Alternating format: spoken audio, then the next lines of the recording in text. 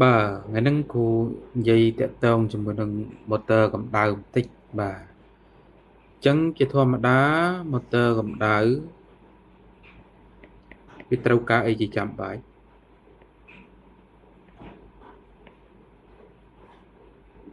chẳng motor cầm đào vì trâu cá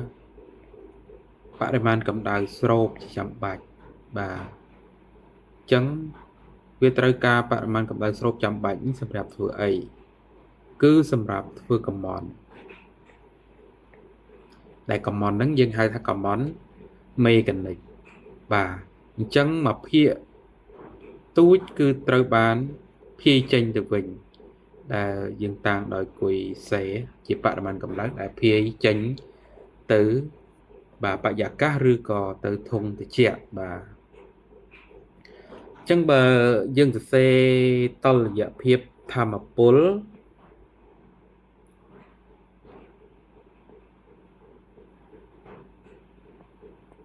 តុល្យភាព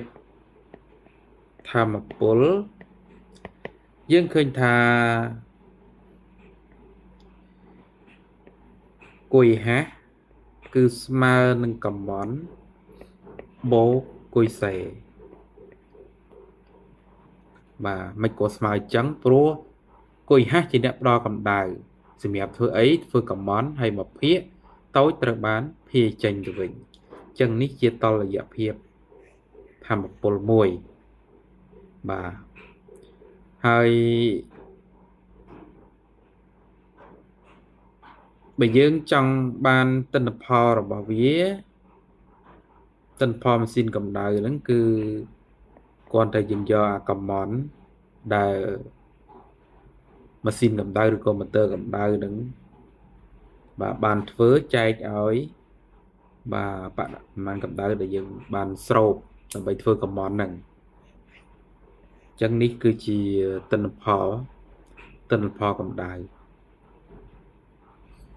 ហើយយើងក៏អាចជំនួសគុយហាស់ចូលដោយសារអានេះគុយហាស់